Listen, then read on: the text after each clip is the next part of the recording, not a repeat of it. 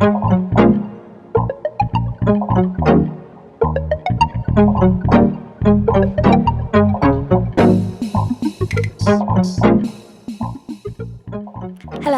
I am so excited to introduce my guest for today on my first ever episode of the TheeStyleReport podcast. How wild is this? I have finally started the thing I've been wanting to do for over a year now.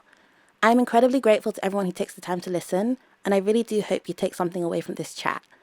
Please leave feedback or a review, as I would love to hear what you think. Today, my guest is designer LIZ Sanya, founder and creative director of Sanya as well as Glitter Customs. Liz started her fashion brand from the beginning, as in from literal scratch, and she's been working on her brand for quite some time now. Sanya has been born from the need for timeless fashion and execution. Through focusing especially on menswear, she has created a luxury brand that will ultimately result in a re-evaluation of what fashion should be. Seasonless. In this episode, we will be discussing Liz's journey into creating a brand, the first collection for Sanya, her first business, Glitter Customs, and her evolution as a creative, as well as some of the projects she has worked on, because the things Liz has done are epic. We will also be reflecting on a true inspiration of ours, Virgil Abloh, and then to top it all off, I'll be introducing my drab or fab feature, which we will later get into. Hey Liz. Hey Sharon. So I'm actually going to have to ask, I don't know who you are, so if you can tell us what Liz is, who Liz is, what Sanya is, and all that type of stuff. To be honest, you've said most of it, I'm a bit shy now. Yeah, my name's Liz. I'm a fashion designer. I'm 19 and I'm getting ready to launch my debut collection for Sonia. I look forward to answering your questions I don't know you. So we met off the back of kind of going to school together, but we never actually became friends that way. It wasn't until we kind of left school that me and you actually began talking. Yeah. But was this a thing that you've always wanted to do, or was it more in school you did fashion and you just knew you wanted to run with it? No, so back off what you were saying, how we became friends, we had a lot of mutual friends, me and you, and I think towards the end of school, we sort of saw both of our directions into fashion, so we sort of gravitated towards each other. But I'd say in terms of doing it in school, it was I never actually chose textiles or art first. They were subjects I ended up in. For example, I think what happened was when I got to A-levels, I actually chose chemistry first. And then, You chose a science. Yeah. I tried to choose biology as well. And I did it. I did it for 3 weeks before they told you that you can't, No, I was you actually can't drop doing, it. No, but this is the crazy thing. I was actually so happy in it because, I don't know why, but I just thought, I'm going to go to, medicine school. And, I don't know what was going on with me, but, I was really good at science. And, same with secondary school. But I remember, one time my mum was to me, why are you doing science? And I just thought, wait, why am I doing science? So I actually dropped it, and then I picked textiles as one of the only subjects I could do, basically. And then in terms of secondary school, I think what happened was it was one of the extra subjects to fill another subject. It was never really me trying to do it. So you never actually chose textile? You never was actually going to directly do textiles. Nope. When you left GCSEs? You weren't thinking, textiles is what I'm going to do? 100% nope. Really? Wow. Yeah. That's actually wild. And we'll go back to what your mum said about why you're doing science when you know you're so talented at other things. But tell us how the brand idea came about. Starting from Glitter Customs and evolving all the way into Sanya. How did that kind of happen? Ironically, Glitter Customs was never something I actually planned to do. It seems so funny explaining it because it's sort of everything has happened by fate, because it was never really me waking up and saying, I want to be a fashion designer. I want to do. That's the craziest.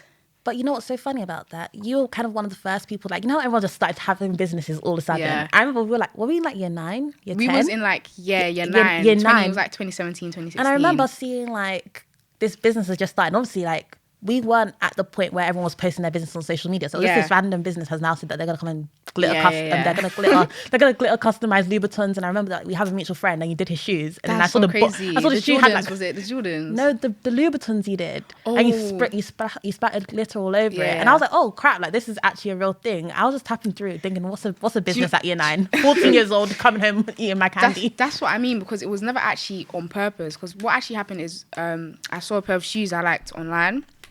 And they were a pair of customs. I remember, at the time, they were just so expensive. I think they were, £250, which is ironic now because I understand why they were so expensive. Yeah. And I've definitely charged more than $250 for a shoe. But I was like, do you know what? And at the time, actually, I was like, I'd always been creative in terms of making stuff. Like, it started with like origami. I actually got excluded from school once, like isolation in primary school for taking an interest in like origami guns Did you and make stuff. one of them silly flip? Do you know the things that people I used used to flip? to make it all like I used to make like paper bombs and hide it under my bed and Oh, get so much, Jesus. yeah. So like I remember like in primary school I got put into isolation because they thought I was interested in like terrorism. Oh, Lord. Because yeah, then I just stopped for a while. But I think naturally it just happened again. So I think what happened was I saw the shoes and I was like, do you know what, I can make these. So I ordered like everything. I don't know, I don't think I even watched the YouTube video. Like I just looked at it, and that's still kind of the same in my work today. Like most of the stuff and like the dresses and the things I do, there's not really a traditional method in the way I make things. Like I sort of just look at it and mentally break it down and think like, how am I gonna make this? And that was what happened with the shoe. Oh, So wow. I looked at the shoe and I said, okay, there's glitter, there's a shoe, so I obviously need to order a shoe. There's glitter, I need glitter, and then there's also glue for the glitter. So I ordered everything now, and I did it. And obviously when I did it, I was like, wow, like this is crazy. And I posted it on Snapchat, and like, everyone went crazy. They was like, oh, where'd you get this? Where'd you get this? And I remember like people were messaging me like, oh, like I think it might have even been you, you know. I think you said to me like, oh, like what website was this from? Oh. And then I was like, no, like, like I made it. Like, and people were like, what, like Nike ID? Like, you know how you can customize stuff on like Nike ID? I was like, no, like I made it. And then I had to make another pair because people was like, oh, I don't believe you, basically, like you're lying. So that's why I made another pair of Where was shoes. TikTok when we needed it? Where was TikTok processes when we needed it? Yeah, so I made another pair and I posted it. I sold the first pair, obviously, like, because I needed to sell the first pair. And people were like, okay, yeah, you made the shoe, whatever. Some people were saying, like, it's my cousin that makes it. Like, a lot of people didn't believe me. And then I was like, you know what? I'm going to start selling these. And I kid you not, I made the page, Glitter Customs, obviously, because the shoes were glitter. Yeah. Glitter Customs, Glitter Customizations at gmail.com, PayPal, Glitter Customs, Instagram, Glitter Customs. Like, I just went Glitter Customs, Glitter Customs. And I remember I walked out the living room saying to Mom, I'm going to start something called Glitter Customs. But I'm only going to do glitter shoes because I think everything else is too hard. And now look at you. And now look at me. But as you're saying, throw it back to when you were talking about Snapchat. We obviously, well, I did textiles and I actually chose textiles, but you know, you didn't directly do it. I remember when was it? Maybe isolation times when we were doing our textile stuff. I remember you'd post on Snapchat, you'd post like memories, memories, you'd post like videos of you doing your work. Liz, your drawing skills are out of this world. Like we both did textiles A-level, but I remember looking at your work and thinking, this girl does EdXL as well. I do EdXL. This is who they're going to be comparing my work to. How am I getting an A when you are there talking about how you're distressing get an everything? A. What? I didn't even get an A. Like, But I remember you saying that they were capping your creativity. Like you were saying that you're trying to do your project on something and they were asking you if you're okay or if everything's okay at home. oh, that was like A-levels. Yeah, like, that's the craziest thing. Like, although I ended up in textiles for GCSE and A-level, they were both like my lowest grades in every single subject. Like, even religious studies was higher. Like, everything was higher than textiles. And that was in secondary school and in A-levels. Okay, I know I said I'm going to act like I don't know you, but we were talking about this the other day. You said to me that you like don't like doing like fashion things or like things focused on, you know, the creative sphere as at an education level because it like you don't do well in it. Do you know why that is? Like you don't like forced work or what is it?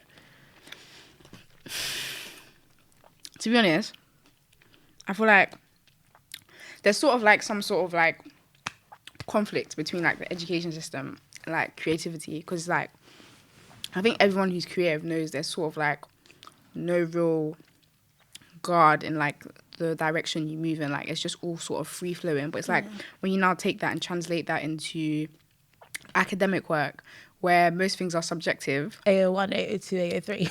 It's like, well, what do you mean? So I think it wasn't that like my work wasn't good enough. It's like I think I always struggled to cater to the syllabus, if that makes sense. Like when they wanted me to show my work like this, I would have trouble showing my work like this. Do you know what I'm saying? Yeah. So that was that. Like they were just not my best grades, but I didn't really have that much fun with it. In fact, you remember that I had a play and I just needed a platform.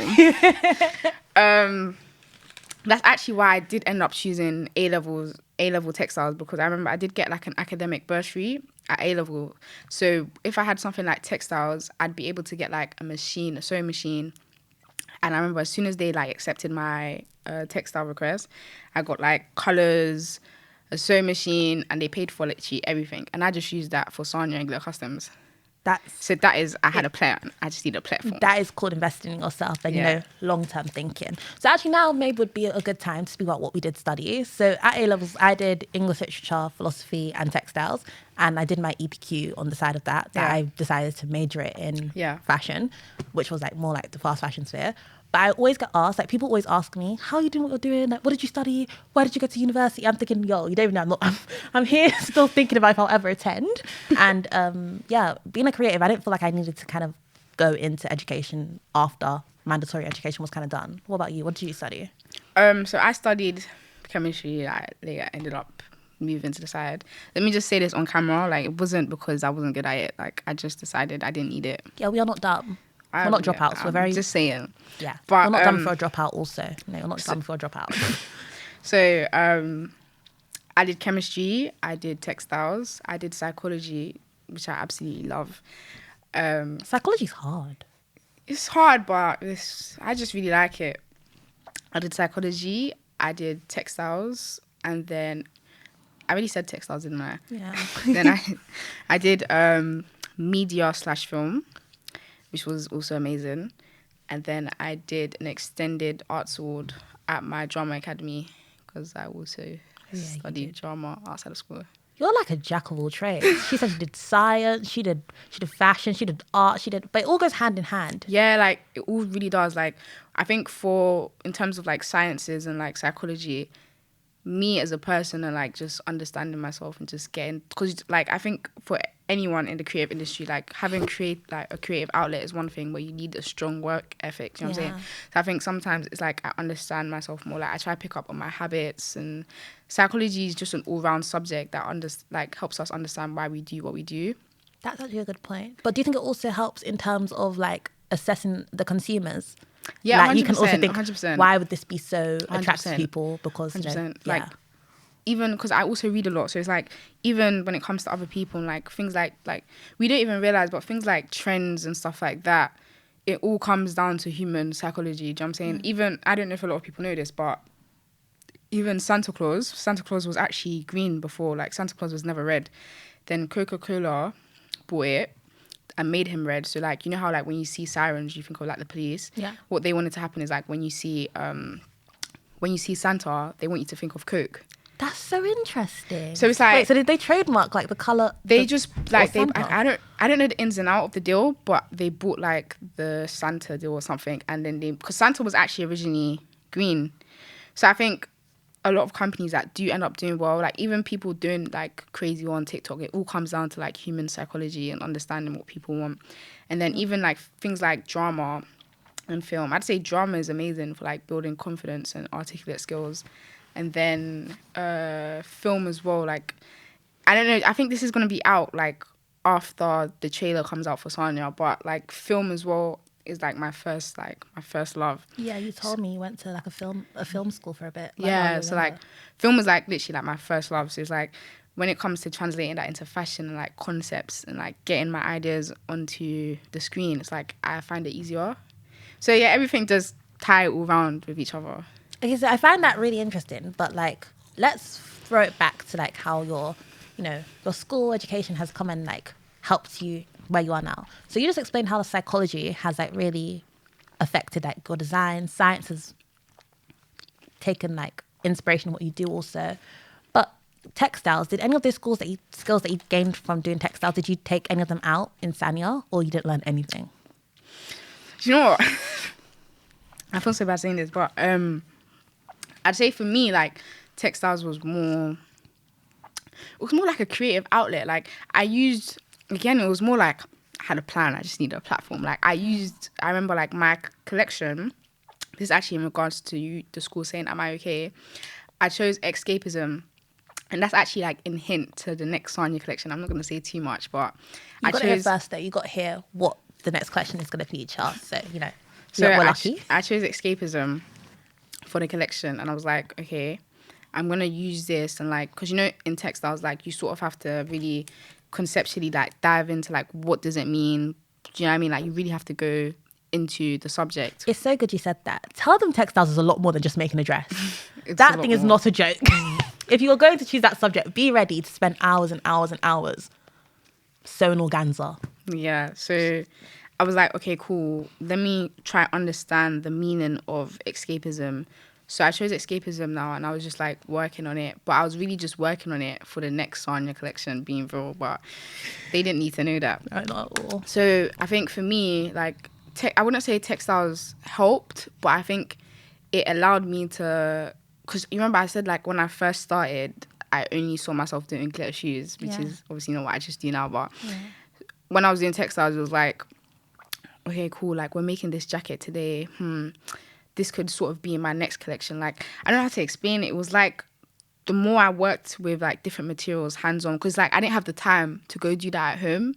So it was like when I got to school, it's like I had time to creatively like do more. Do you know what I'm saying? That's actually a really interesting point. I feel like that's kind of me as well, why I chose textiles, because you're doing such harsh subjects that require so much focus, so much Yeah, study. it was like a break. Textiles is like a creative outlet. Like, during the day, I don't need to think, I don't need to study anything, just go. Just go, literally. And at least you're spending time at home looking at your collection. You're spending At time at home, school it was thinking, miss, this is literally- just for, no, you don't know, I'm taking this and I'm running with it. At home, it was like, okay, Sonia. Then it was like glitter customs. Which I do have a good point about glitter customs soon. We'll get on it, because I'm actually I haven't told you this, but I'm actually in the process of rebranding it. Oh, really? Yeah. That's exciting. So it was like that. Like, at home, it was like, cool, work. Then at school, it's like I was doing subjects like psychology as well, which is like, work, essay. And then it was like, when I had textiles, like, I don't know if my teacher's gonna watch this, but I was such a joke for that subject. But it's like, because they knew I was talented, it's like they sort of just let me off. Yeah. Like, I would come to school like 3 hours late and like a Nike Tech tracksuit. Bear in mind, I didn't go to college, so we had sixth That form school you went to, I saw you guys had a blazer and the navy trousers. We definitely had blazers and like button-up shirts and blouses, and I would come like 2 hours late with McDonald's breakfast in my hand, a bonnet, a Nike Tech tracksuit, and my teacher would just look at me, and I'd look at her and say, "Hi, miss." So that was that. So I'd say but it was fun. Like, I'll say that it was fun, and I wouldn't change it for anything. I really think it was necessary to build in my journey to here. Okay, so it's good you kind of spoke about the more school aspect. So, like, you speaking about school shows how long you've actually been working on this, because we are no longer in school. Yeah, We are not in school anymore. We're living, we're doing our thing. Yeah. So you just said that you've had Sanya, and I will never ever forget the first time you dropped that snippet. Whenever I talk to you, in any conversation we have, I will forever talk about that video, because that video was just so legendary. Like, Thank you. when you dropped that video, I wasn't even proper in my career the way I'm in my career now. When was that? That was like 2020? No, it was 2019. Was it not the end of 2019? No, I started working on it in 2019, but like I dropped it like in the pandemic where everyone was at home doing like. Oh, it was? Yeah. Okay, I think I might have just started out. I think you was just starting, Just because it was starting in the out. pandemic anyway, so you wouldn't be able to go out. So I was just starting out, kind of. More so, no, I just finished with my New York people, and I was kind of just starting out in like the more London sphere of how to do things. And I remember seeing, and I was like, okay, I want to work in fashion. This girl, I've never seen her, like, I needed A-level textiles, but I've never seen you work in fashion like a day in your life. How has she just dropped something so awesome? And I remember showing my brother was like, whoa, like, she's sick. Like, when this drops, I want these jeans, because they were menswear. That's menswear, right? Yeah, menswear. Sanya is predominantly menswear.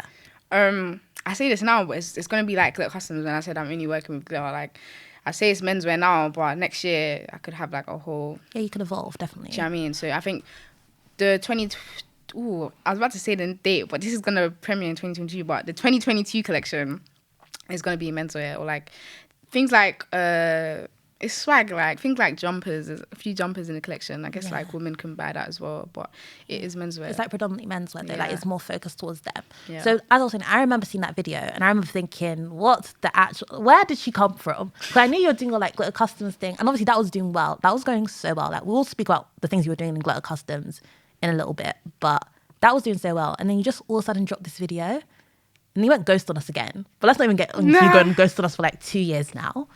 But you dropped that. What was the creative process behind that? How did that come into play? Wow.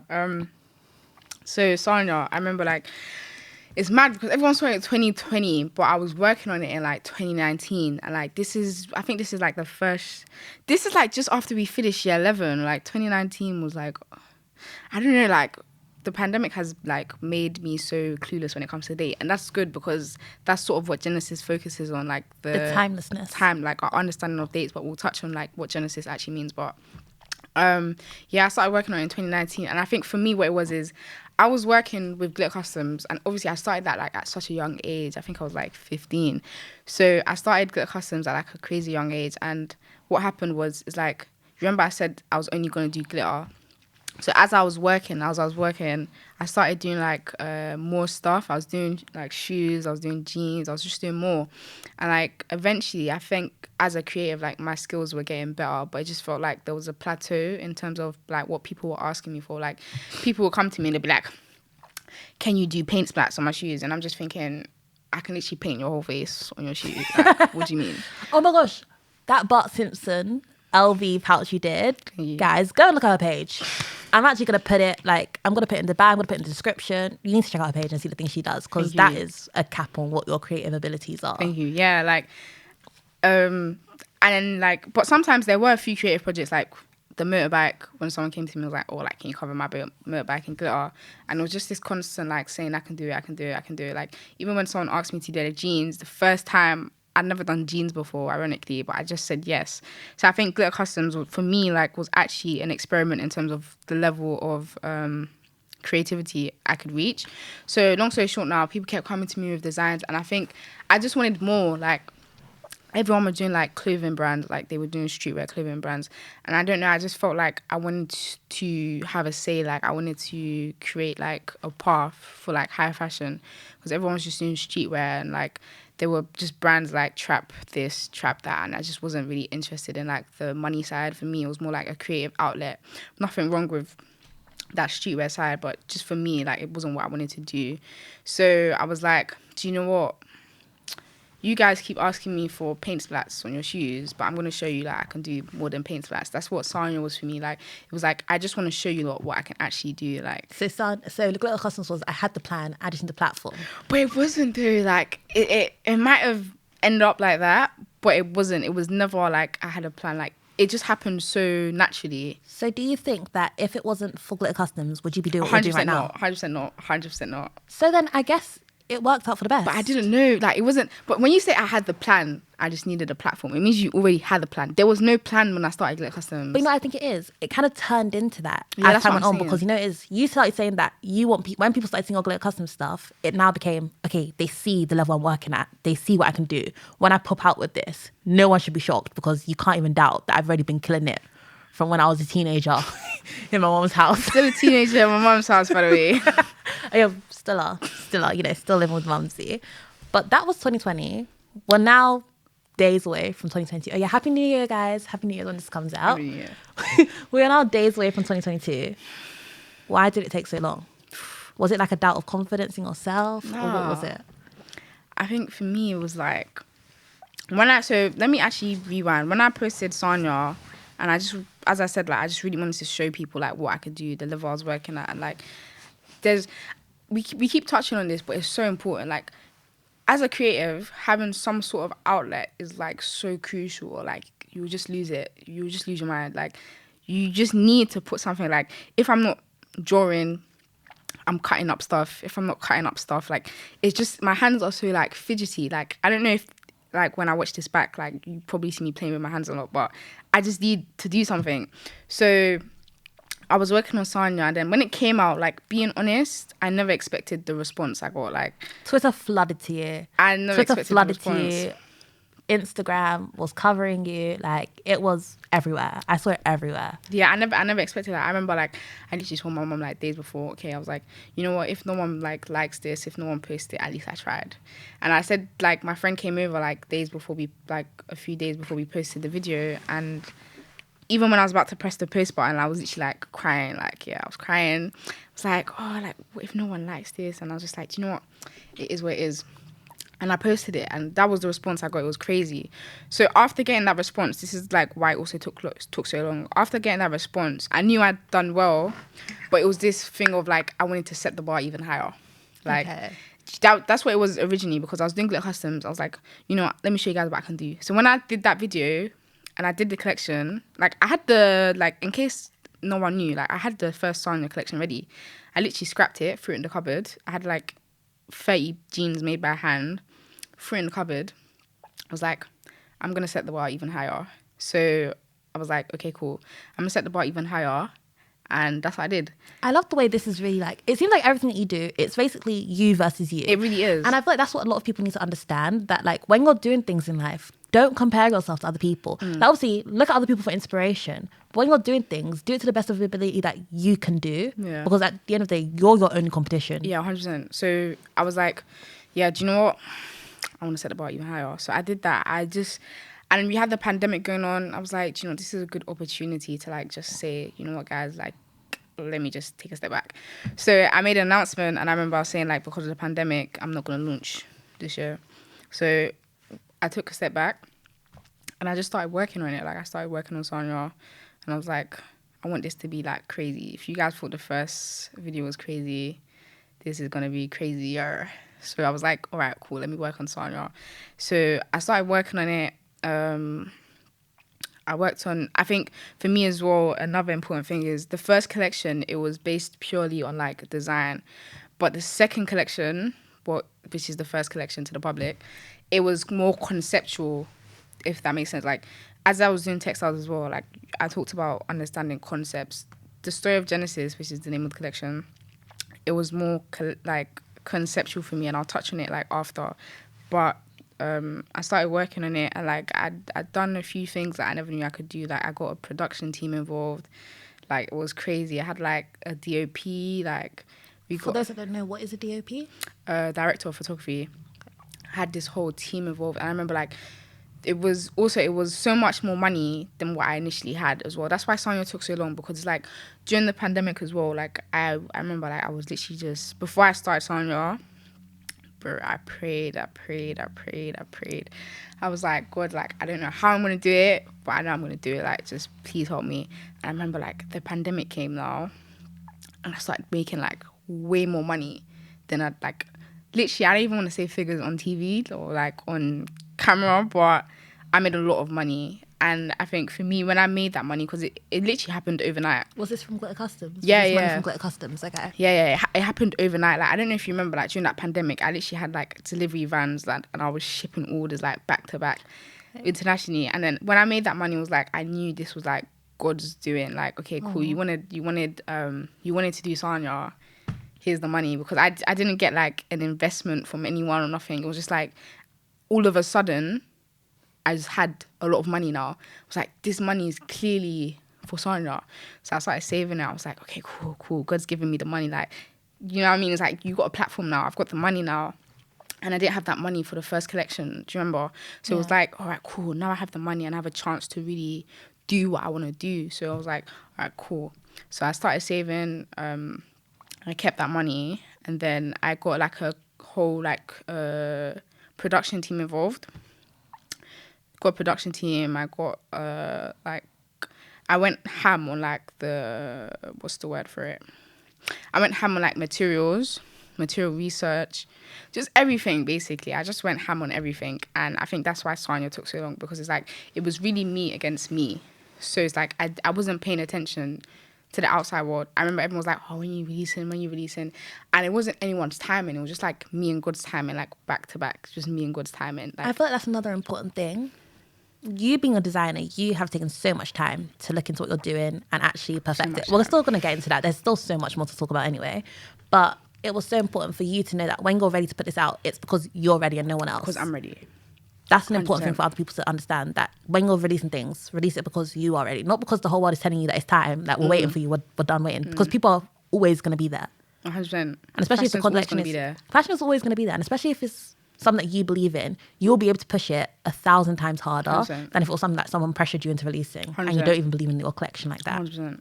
I would like, it's a feeling I can't explain, but it's just like, especially during this like whole pandemic and lockdown, it's like I've grown so much as like a person, and like I sound like I an love adult, that. but it's like I've grown so much as like a person. It's like the first collection, I haven't even showed anyone, but it's like the first collection compared to what I've made now. I actually did bring some jeans to show you guys, but compared So to like exciting. what I've made now, it's just different levels. You know what I'm saying? And it's just like I'm growing, like mentally as well. The things I was bothered about last year, I do not give a heck about them now. Like it's just, I've just changed. Do you know what I mean? I feel like I needed that change to really Sonya, because Sonya's like, it's me, it's the brand. I just needed to change as well. And I feel like that's why patience was so important. Okay, so we've teased it enough. So you're releasing your highly anticipated debut Sonia collection. Yeah. What does this mean to you, and what can we expect from it? What can you expect from Sonya? I've seen bits and pieces, but like obviously the artistic direction of what I've seen is out of this world. But you need to tell us, what can we You expect? just keep gassing me. You just It's keep not gassing though. me. I feel like, you know, I said it at the beginning. I want everyone to love you as much as I do, because you are insanely talented and you're so humble with it. Thank you. Don't even post your stuff half the time. I have to force you. Yeah, I get nervous. Like I just be thinking no one cares like what I made. But what can we expect from it? Like, what does it mean to you? All right, cool. This is a breath to take in, because the story of Genesis is like something out of this world, literally. So that's the concept behind the design. It's called the story of like, Genesis. from biblical reference. Okay. So how I came about it was, what happened was during the pandemic, right? You remember I'd gotten like a lot of money all of a sudden out of nowhere. Obviously, it wasn't like, when I say out of nowhere, I mean in terms of like the orders started coming in. Like I started getting more opportunities and stuff like that, and it was like it just happened overnight. And I think it was such a blessing, because I know a lot of people struggled during the pandemic, and I wasn't one of those people. So it was like I really saw it as like, wow, this is a blessing. So I think now, like when I'm getting ready to create the next collection, I remember I was like, okay, cool. If I'm creating this collection, I'm so grateful for like what I've achieved and what I've been doing. I was like, I have to pay tribute to God. That was this year. I was like, I have to pay tribute to God. So it was like, okay, cool. Genesis, like that's literally the first chapter of the Bible. So I was like, okay, cool, Genesis, and like that ties in with me, because like Genesis is like the first collection I'm releasing. So I was like, Genesis, all right, I like that. So I had the name, but I had no concept. Like I know a lot of people make a concept first, then they name it after. Like people design make from their concept. Do you know what I mean? Like people make a song and then they give the song a name after. Like, but I had a name, then I had the collection after. So I think that's another way A levels did help as well, because I think in A levels you get like a theme and then you build on the theme. Yeah. So it's like I had a name, then I had to build on the name. Oh, look, school did help. I think it School did help. subconsciously You know, school did help a bit. it helped a little. So yeah, I was like, all right, cool. What I did was I had a name, the story of Genesis, and I think I started diving into like what is the story of Genesis, and like Adam and Eve. Like I just dived into the collection and what it meant. So I did a little bit of research now, like the Garden of Eden. Like as I'm explaining this, by the way, like anyone who's like not familiar with like Bible references and stuff, like 100% go check it out. But I was like, all right, cool. So the story of Genesis, I don't know if you're familiar with it as well. Yeah, I am. Don't worry. I am. Yeah. So I was like, okay, cool. Adam and Eve, right? And I was like, okay, cool. Like, let's explore the concept of Adam and Eve. Like, you know, it's so mad, like trying to explain it now to you on how I came about it, because it's honestly like, as much as you praise me and give me credit for, like, everything just happened like good accordingly. Like, it sounds mad, but I promise you, like, some of the ideas and understandings I have, like, I don't know how I came about them. So I was like, cool, story of Genesis. And then I started thinking like, all right, cool, Adam and Eve now, like, how are we gonna build on Adam and Eve? Like, what the hell does Sonya have to do with Adam and Eve? And then that's when I came about like understanding the concept of time. So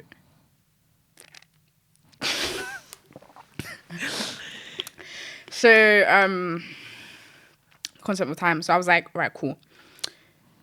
So it said like God created the world in like 7 days, and it talked about the seventh day being the rest day. And like during the pandemic as well, it, like if you know me, you know like my schedule is really like awake at 6 a.m, bed at 1 p.m. Like my schedule is just a bit weird, you know. So I don't really comply, especially because it was during the lockdown as well. Like I didn't have school anyways, so there was no need for like regulation of like my circadian rhythm. So it was just like I was just awake or asleep. Like it was just like that basically. So I was like, do you know what? Why is 60 seconds not like 61 seconds? And why is like 5 minutes 60 times 5 and not 60 times 6? Like I just started to really think like, do we really understand time the way we think we understand time? And it's like I started wondering like, okay, cool. Like for example, let's say like me and you are both the same age, right? I think you're 18. You're 18. Yeah. I'm okay. 19. Yeah, I turned 19 October. But let's say we're both the same age, right? To a stranger, let's just say they thought you were older, right? Okay. Hypothetically, let's just say they thought you were older. And it started making me think, like, what does 19 look like? What does 21 look like? Like, what does 30 look like? It sounds crazy, but I just started thinking, like, how do we comprehend numbers? Like, how does nature comprehend numbers? Like, the sun rises on what hour? Like sometimes the sun might rise a little earlier, sometimes it might rise a little later. I just feel like timing is our understanding and like our simplification of time. Like we just didn't understand time the way I thought we did. So I started thinking, all right, cool. So I said, all right, cool. Now Adam and Eve, right? I started diving into their concept and I thought, what if when Adam and Eve were in the Garden of Eden, like there was no timers, like first day, second day, third day, fourth day, but there was no timers. So I said, in modern day, like what would life be like if we didn't have time? Like what would life be like if you weren't guarded by time, sort of? So I was like, right, cool. So let's explore Adam basically, and how I tied that into fashion now is I was like, okay, cool. Adam's running. Like he's running, they're in an island, Garden of Eden, right? There's no timers, there's no clocks, there's just the sun. So I was like, cool. He starts running now, and like as he's running, we see like different pieces of the collection like he's wearing in the video. And to me, it was like the reason why I did it like that is like I wanted to show like in different times that we don't know, like we don't know when it was or how it came about, sort of like a timeless collection. Okay. He's wearing like different garments and different days, and it's like, is it a different day? Is it a different minute? Like we just don't understand it. Do you know what I'm saying? Okay, that's really interesting. Like it's so hard to explain how I came. Like I can explain what it's about, but it's hard to explain how I came about it because it all sort of just came naturally. So it was like we've got Adam now, and it's like his lover's there as well. Like in the video, we've got like a lover, like Eve and stuff. His lover's there, and it's like she wants to find him. She wants to be there for him. Like she wants to look for him. It's like there's just everything is just so confusing. Like he's wearing different clothes from the collection. She's lost. He's running around in the woods, and it's like as he's running in the woods and stuff, like he's in different pieces of the collection. And I think that's funny because it's like I know fashion is usually like winter, summer collections, etc., etc., and it's like we don't know what time of day it is. We don't know. So it's like the clothes sort of speak for themselves. Do you know what I mean? Like he's wearing a jumper, so we could obviously assume it's a like winter collection. But it's like the clothes do speak for himself because he goes from wearing a jumper to literally being naked in the middle of the ocean. Do you know what I'm saying? Okay, that's really interesting. So you just said we can expect like a jumper. What else can we get? What else are we getting from this collection? You can expect like a jumper. You can expect. Oh, hold on. Do I have it? I don't know if it's in my jacket. I was gonna show them the leather card holders. The leather card. Oh yeah, you told me you made those from scratch. What leather did you use? Atelier? Safania, stuff like that. I don't know. Like you can expect it all. I think maybe if we'll link like a lookbook in the description. Oh yeah, we can put like Wow, thanks. Yeah, we'll put the lookbook there. So like you're gonna do jeans and stuff. Like we know we've got jeans coming on deck. We got jeans on deck. So let's get into the jeans. So you actually, as you evolved with Glitter Customs, you did your shoes. After you got shoes, you did your jeans. You make your jeans from scratch. I think that's actually something that we should all talk about. Guys, I told you I've had my time designing and I cannot draw for crap, but I know pattern cutting for jeans is extremely hard. As in, it took me 2 weeks to pattern cut a pair of jeans I made. Do you use pattern cutting when you're doing all your thing, or what do you do? Yeah. Like, I don't know, like, that's what I'm trying to say. Like, it's crazy trying to explain it because I don't even know how to explain it. Like, I didn't learn pattern cutting, but it's like I just knew what I needed to do. Like, I don't know if you saw the dress I made recently. No, I didn't actually. I made a dress for someone's birthday. Oh yes, I did. Yeah, I did. Yeah, that was a beautiful dress. I was thinking, what dress? Sorry, I did. That was beautiful. The corset, bone structure. That was actually even my first time making a corset. Oh wow. But I just saw it and it's like, I don't know how to explain, but it's like mentally, it's like my head breaks it down. And it's like, because originally I was customizing jeans for so long. Because I was just customizing jeans, it was like, when it was now time to create jeans, it's like, I'd already deconstructed jeans so many times. I knew what A, B, and C were, if that makes sense. Like, did you deconstruct because of the customers that you were getting that were telling you, like, can you do this to my jeans? Can you do that to my jeans? Yeah. Cool. So, like, Glitter Customs really was a teacher for me. Like, so, like, you studied the art of fashion, like, not even in a school way. You literally studied this thing from people that were actually already designing. You took inspiration from them, basically, and broke it down and made your own. Yeah, literally. So, it's like, I would notice, like, so much detail when I was, like, customizing other people's clothes. Like, this is interesting, because a lot of the time when you're, like, customizing, there's things you might need to remove or add. So, it's like, you pay attention to, like, for example, even on your jumper, line, sorry, not your jumper, your denim jacket, the line in here, right? Yeah. You might just see that as like a clothing, but it's like, if I'm customizing that and like I have to paint over that or I have to sew over that, the sewing machine is gonna like take notice to the thicker bits, so it's gonna be harder to sew those things. Yeah. And it's like things like that you might not even think about. It's like, because I'm customizing it, I've now come across like bits of garments that are harder to sew and bits of garments that like are there and why they're there. And literally, like, the reason why that's there is because that part of the jacket is like in patterns. Do you know what I'm saying? So it's like I sort of got to understand like why clothes are made the way they're made, if that makes sense. Okay, so you're quite a technical worker then, is what you've just shown us. And I think we should get into your more technical work. Let's talk about that motorcycle that you know, if someone told me, Sharon, customize this motorcycle for me and put glitter on it, they're getting PVA glue and I'm chucking that glitter on top of it. How the hell did that happen? How did you attack a motorcycle? If I looked at that, I would be so afraid. So afraid. Do you know what? Yeah, I have to give credit to the owner. I don't know if he wants me to shout him out, but TY, I'm just going to say TY. I have to give credit to the owner because he came to me talking about like, I remember the day so well. He DM'd me, was like, can you like cover my bike in glitter? And I remember I looked at the DM and I was like, I customize shoes, full stop. And he was like, oh, like, then he sent me more stuff. And I was just thinking, like, why? I was thinking, does this guy have the wrong page? That was actually my first thought. I was thinking, what on my page makes you think I can customize a motorcycle? Like, are you okay? But I don't know, like, for some reason, I just didn't say no. Like, I just thought, you know what? All right, let's give it a shot. So, like, he had, like, a helping hand in, like, the terms of, like, what glitter, like, for example, usually when I'm working with shoes, the grain of the glitter would be like much smaller, but it's like, because the motorcycle is bigger, we use like a bigger grain of glitter, and that was like his idea as well. Okay. So it was like, I did like he gave me a panel from his motorcycle and he was like, okay, cool, like let's do a tester.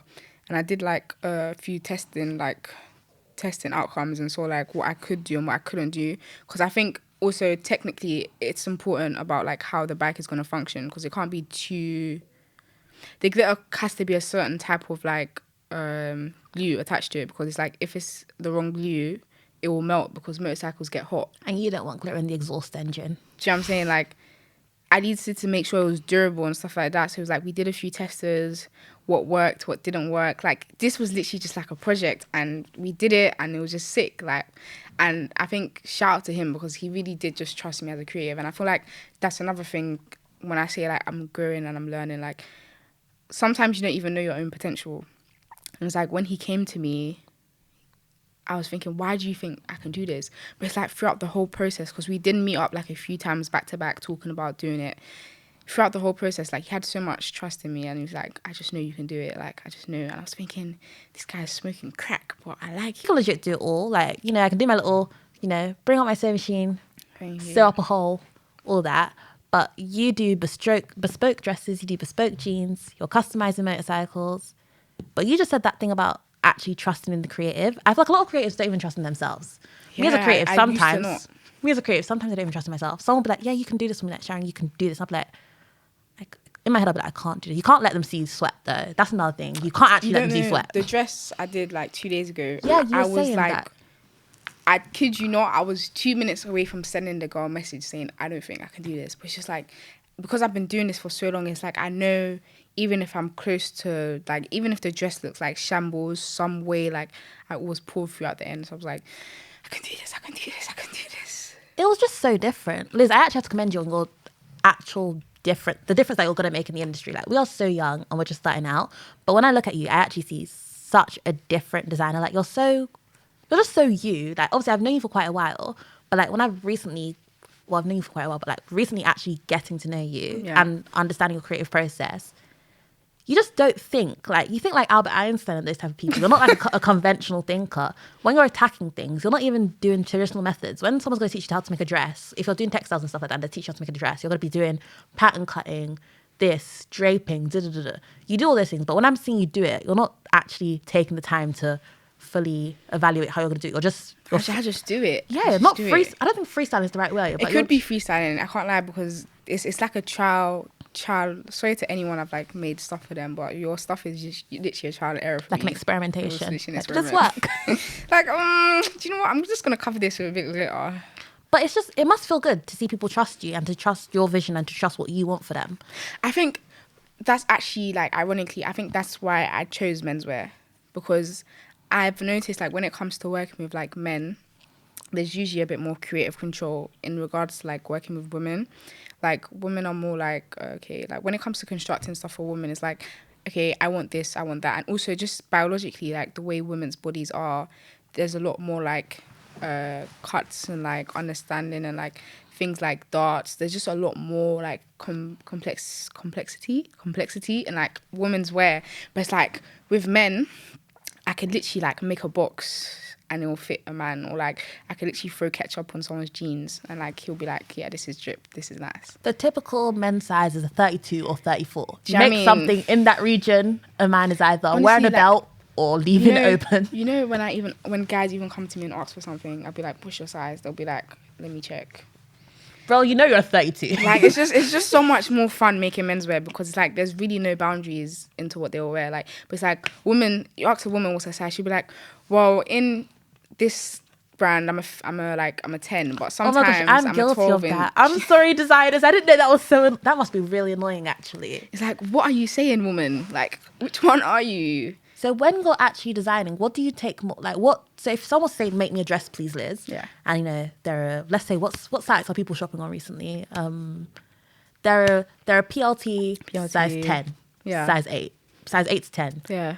What size are they telling you when they come? Because you actually have to understand that the fast fashion brands that people are actually mostly buying their clothes from, you're a bespoke designer. Yeah. The fast fashion brands that people are mostly buying their clothes from, they're seeing 8 to 10 and they just go with 8 to 10. You know what? I usually actually go for fittings anyway, so sometimes it doesn't really matter. Like, but it just helps like for my own as I explained, like it's all sort of a mental thing when it comes to designing. So it's like, even though I'm gonna measure you, like tell me what size you are. Like I can't explain why I need to know, but I just need to know.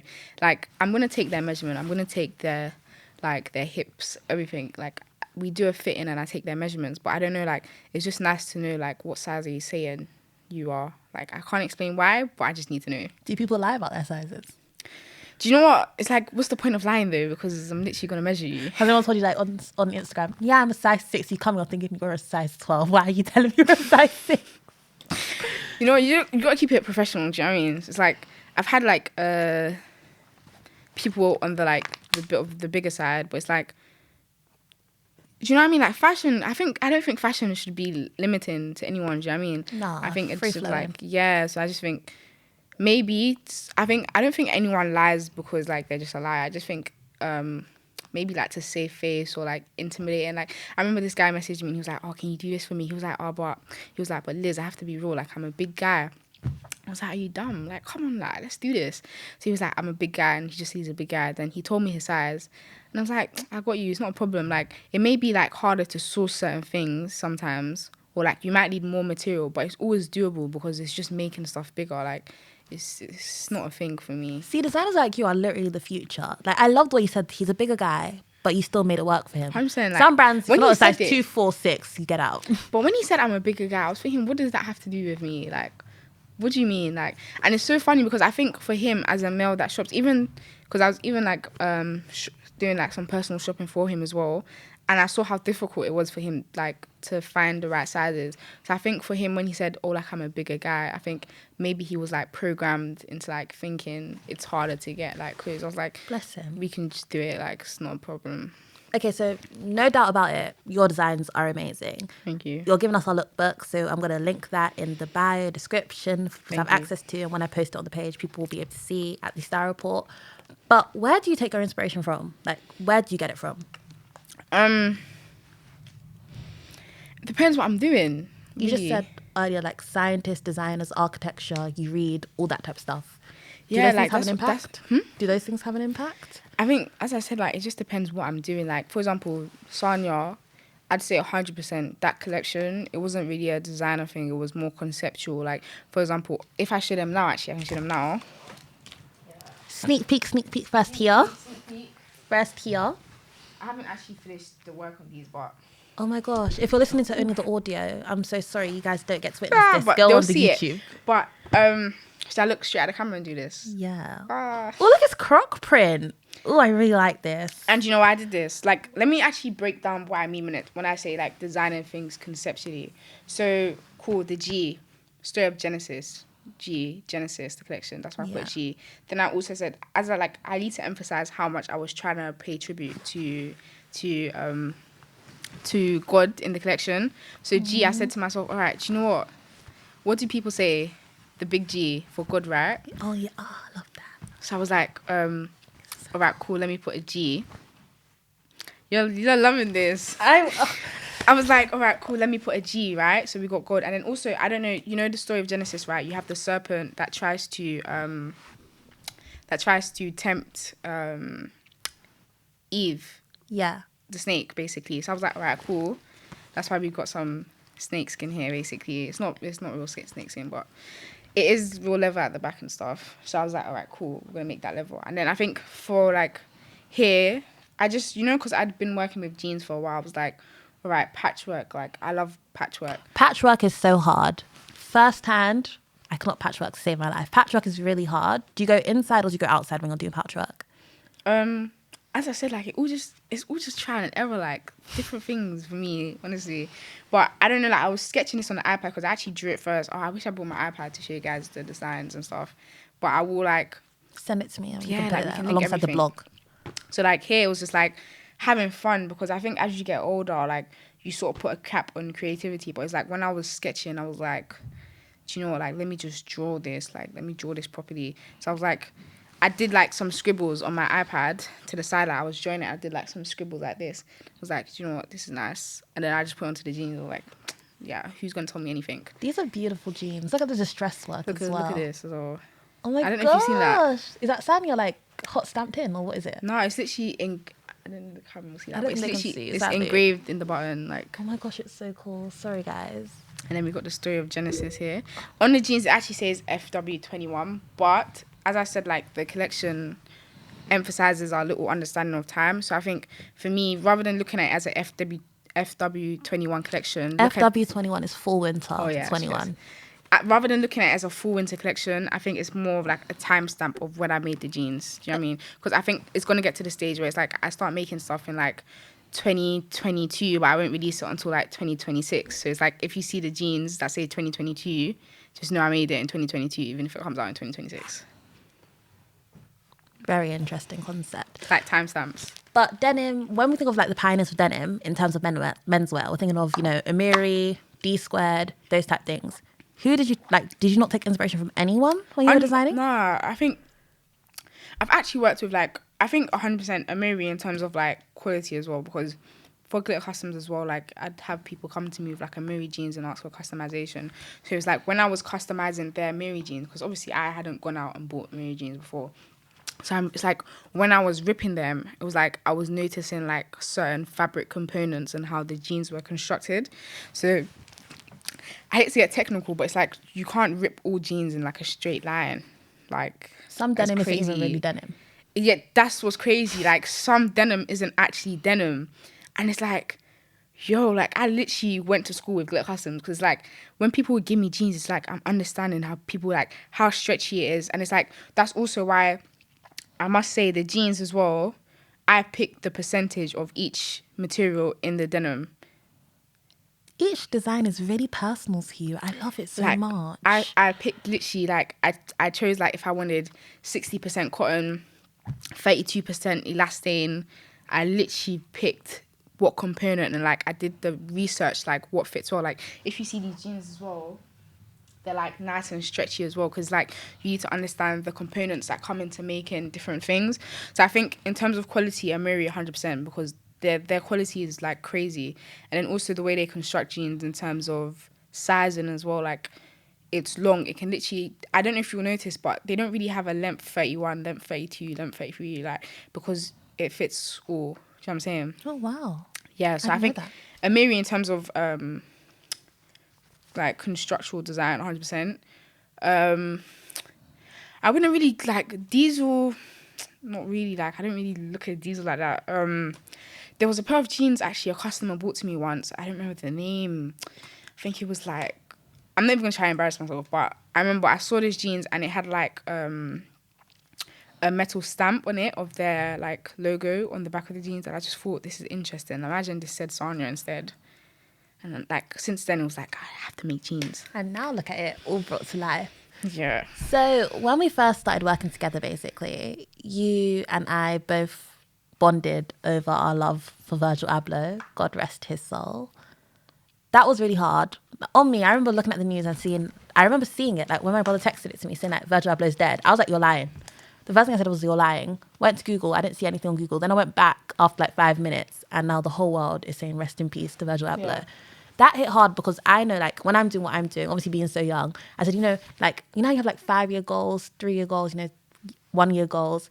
Like, one of my goals was that, like, I'd meet Virgil and be able to talk to him, 100%. actually be able to learn something. It was actually on my to-do list. I was like, I'll follow, like, I can even show them right now. It's on my to-do list, like, I'll follow from Virgil. Like, I was like, That is a dream thing. I don't know why, I just wanted something like that. Because I feel like he's very much the culture. Because I feel like if you look at it now, God rest his soul, he'll forever be an icon.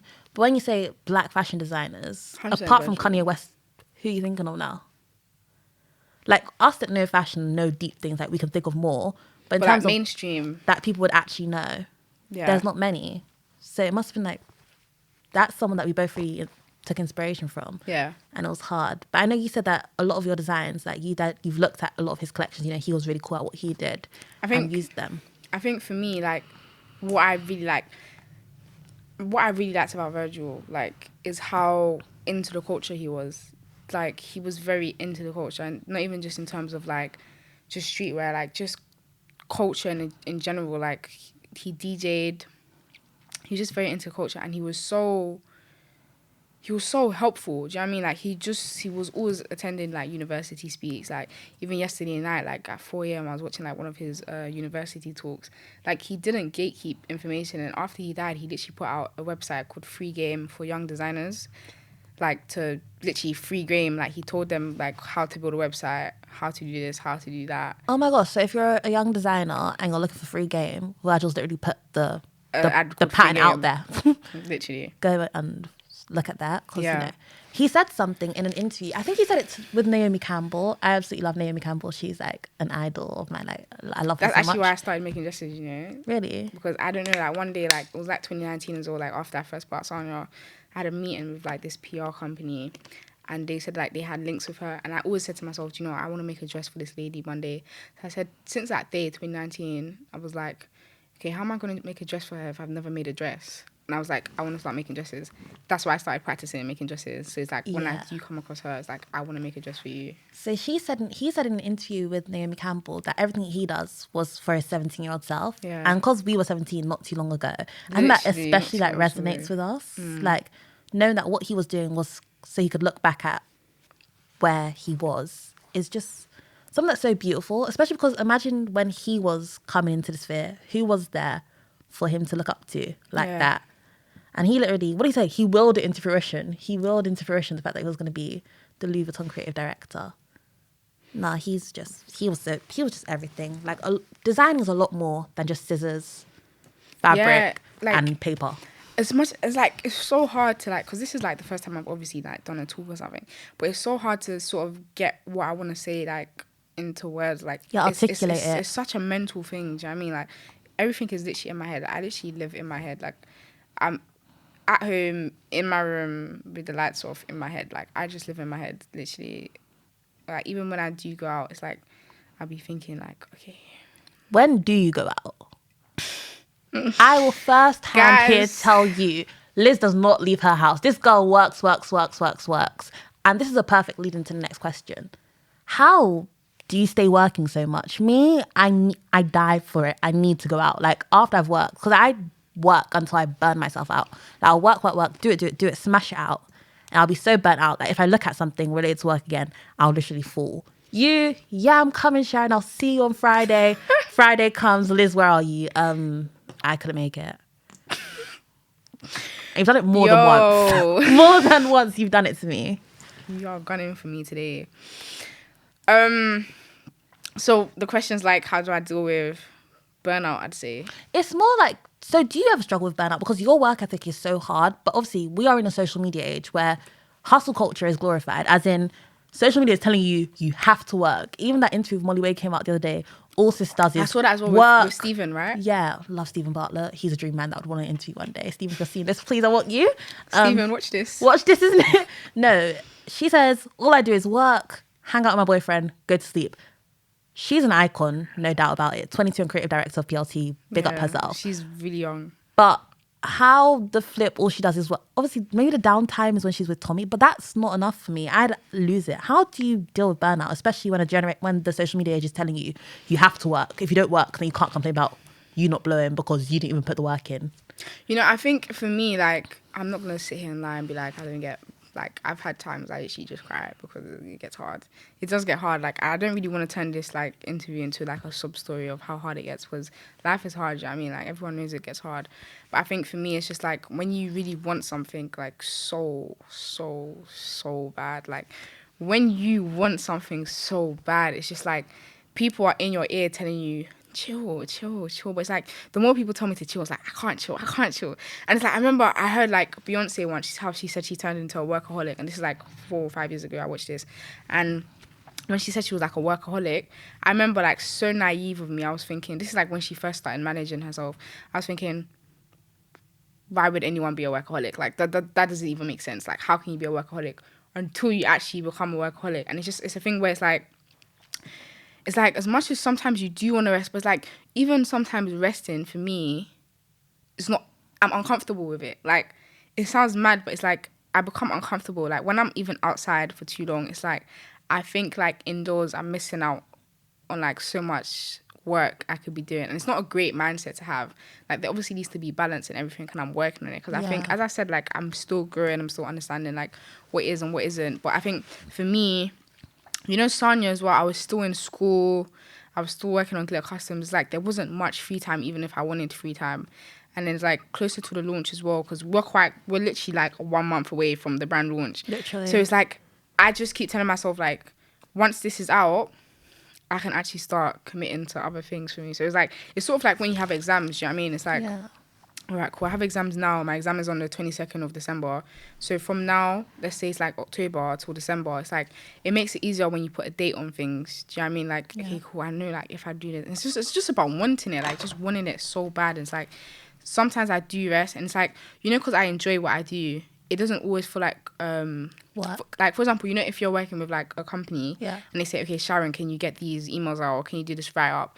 Sometimes you might think, oh, like, that's just long. Like, I'll do it, but that's just long. But it's like, because you're working for a company as well, it's a bit different. Because it's like, if I don't do something, no one is going to do it. Like, yeah, you're your own boss. No one is going to do it. That's the craziest thing. Like, and I feel like that's another thing that people don't speak about. When you're your own boss, you have to motivate yourself. You have to. Like, I know no one's going to do it. You're good at doing it, though. You even motivate me. Some days, people are like, Sharon, please, where are these things? I'm like, Liz.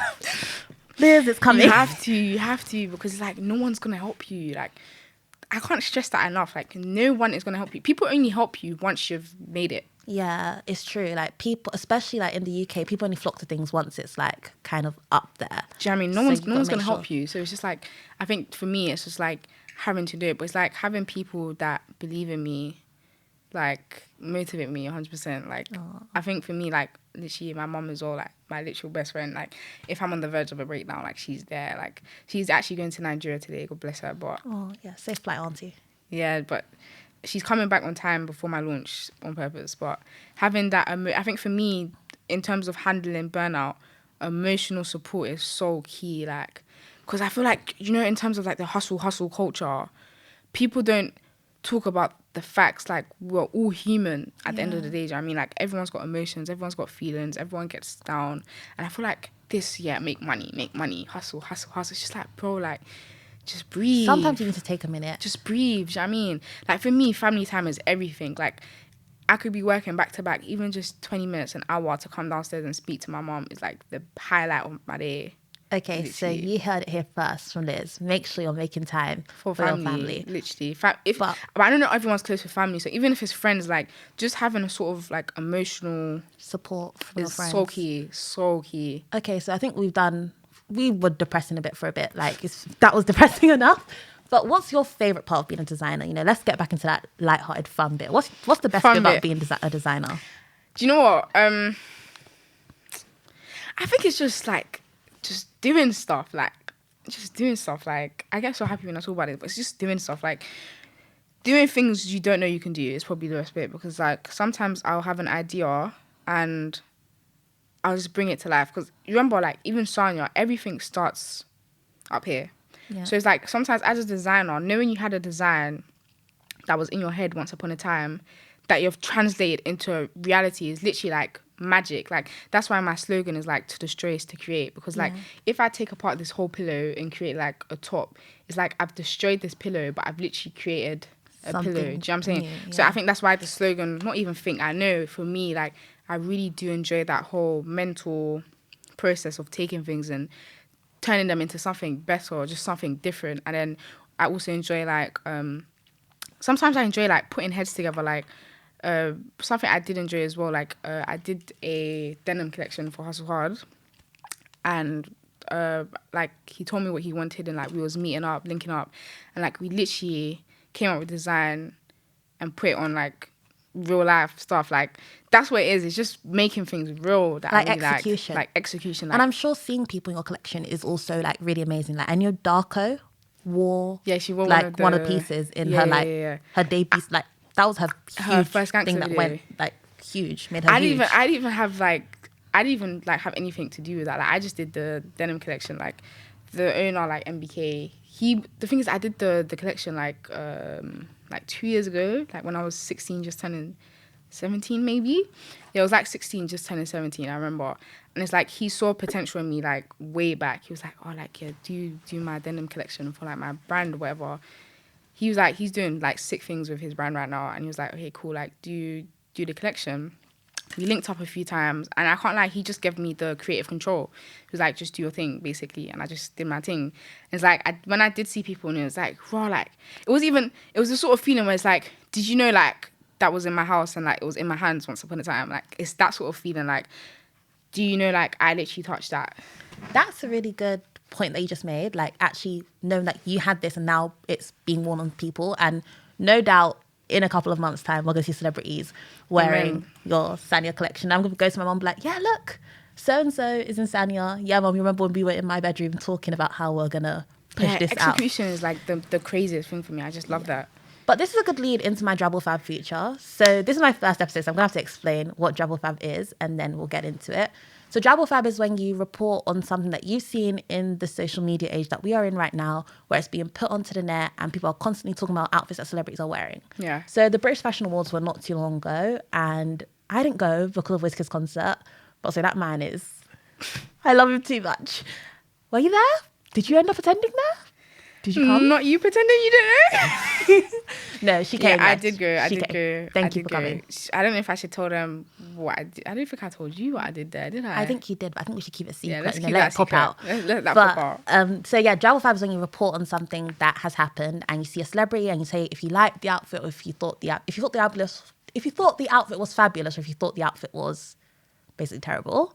So I saw Priyanka Chopra, who is Nick Jonas' wife, for those of you who don't know, wear a floral jumpsuit and like padded shoulder blade jacket by Richard Quinn, and I was so confused. That was so terrible. It wasn't flattering to her, and she is absolutely gorgeous. Like, she won Miss World in like 2000. Yeah. So how they allowed her to step out in something like that was absolutely scary because Richard Quinn is also an amazing designer. Like, you've seen Richard Quinn's work. Yeah. Like, he knows execution. He knows how to conceptualize. And I didn't understand the thought process in that outfit. What did you think?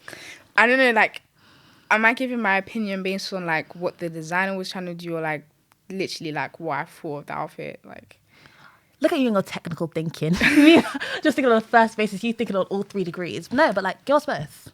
I think for, like, coming from, like, a designer's perspective, like, obviously I haven't done, like, a design for, like, an event. Hopefully we're speaking into the existence, like, Yes. Liz Sanya on the Met Gala. Amen. But I think sometimes as a designer, like, it's a bit tough to, like, deliver when it comes to big events like that. Like, as you said, like, he's a good designer, but I think sometimes the pressure of, like, delivering a piece that's going to wow people can sometimes make people, like, overthink. I think it was nice, but I don't know, like, it could have been different. Like, I don't really know what to say. Like, it could have been different. It wasn't the best, but Maya Jama in Alexander McQueen was everything. yeah, I saw that. Alexander McQueen, God rest his soul too, but technically his team are still going. Like, his technical... I think they know what he stands for as a designer. That's so crucial. Because I remember watching his documentary and it was so elevating, like, to see how he came into what he was doing. Like, he was sewing in the basement, basically. Yeah. Like, literally rags to riches was Alexander McQueen's story. And I remember seeing Maya in this, like, cut down, like, V-neck slit red gown by Alexander McQueen. And I just said, executionally, the team carried that through. She just looked perfect. I think she looked amazing. But Maya Jama always looks amazing. Like, when does she look? She's been, I think, like, she's been carrying the UK for some time Literally, now. She's doing well. She's doing it for us. But obviously, style is subjective. Like, style is 100%, unique to 100%. everyone. What I might think is nice, others might think is terrible. 100%. But yeah. I agree. But she always performs. I don't think I've ever seen an outfit I haven't liked by Maya Jama, really. Well, I'm saying, like, there was one, but I don't know. There wasn't. But yeah, 100%, I agree with you. I think it's 100% subjective. And I think it just depends on, like, who wears... Like, because sometimes I've seen pieces on runway and then I've seen the actual model wear and it's like, whoa, that's crazy. So I think sometimes it's very, like, heavy on, like, who's wearing it, which is also why I feel like fittings are so important to understand that person's personality, their undertones. Yeah. Like, it's such a complex process, like, that we don't understand sometimes. Yeah. Okay. I'm going to give you a quick question. Okay. 3, 2, 1. Dream person that you'd wear your clothes. Who would it be? Go. Naomi Campbell. You just said that though. Okay. Male. Because, you know, we're focused on menswear more. Oh, Dream but person. you put me on spot now. Like, I need to think. You know what? It's mad because I really wanted it to be Pop Smoke, but he's dead. Oh, gosh. God rest his soul God as well. rest his soul. Okay, no. You have to leave the earth right now. You can throw one pair of jeans to one person. Who would it be? It's crazy. Damn. I didn't even have a person, you know. Okay. Do you know what? Let's just say Wizkid and Drake and Offset and everyone. And everyone, you know, just get everyone in Sanya. But Let's obviously, just get everyone in Sonia. Like, everyone here's a in pair Sanya. for you. Here's a pair for you. Here's a pair for you. But obviously, this is only the beginning. What can we next expect? I think it's a thing where you need to, like, see it from two sides. I think for Sonia, 100%. For Sonia, like, we're gonna expect more, like, high fashion. It's gonna remain in high fashion, basically, is what I'm trying to say.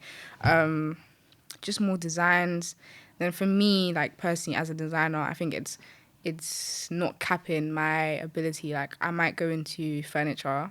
I might go into just everything. Do you know what I mean? Like, I just think it's just about understanding, like, my own ability and finding... I really do want to go back into... As you said, like, I used to draw a lot. Yeah. Especially in primary school, like, I used to draw hella anime. And, like, I had, like, books and books and books of anime. So I think as a designer as well, I really want to go back into...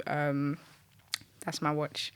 Sorry, it's going to go off in, like, 2 minutes. 30 seconds. But as a designer, I think I just really want to see my ability in, like, creating different outlets of design. Do you know what I mean?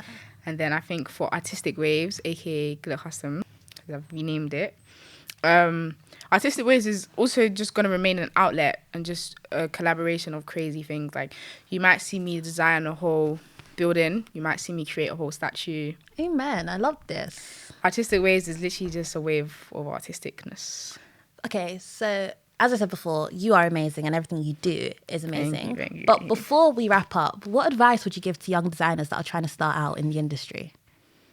Make their stamp on the world. Just do it. Like, that's all I can say. Like, it's just do it. Just do it. Like, there's really, especially for something like, it's not like doctoring, or for something like creativity that's so subjective. It's like you just have to do it, like, no matter what anyone says. Because I remember, like, Little Customs, when I first started, thank God I was so young when I did it, because the amount of, like, criticism I first got is, like, I remember, like, I told one girl, like, shoes were like £80. God knows I have the screenshot till today on my phone. I told her the shoes were like £80, and she was like, who would ever buy those shoes for £80? And it's funny because it's like she's the same person that's, like, in my DMs now, like, asking for shoes. So it's just like there's gonna be, like, so much criticism.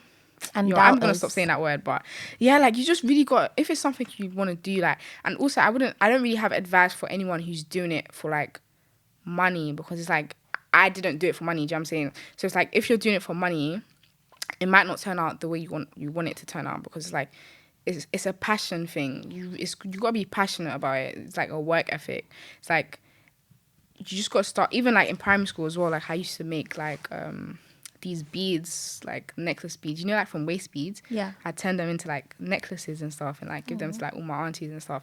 So it's just about like making, like, you just gotta do it. Okay, so just create. Just create. Like, I don't have anything to say, and it's so frustrating because I think people overcomplicate it sometimes when it comes to starting a brand. Like, you don't even need to start a brand sometimes. Like, even if it starts off by getting all your friends to wear something, do you know what I mean? Getting all your friends to have like it, and creativity can be seen in different ways. Like, even if you guys start calling, like, you have a friendship group, there's like 6 of you, and you guys name your friendship group, having some sort of movement or something you stand for can literally be the beginning of something.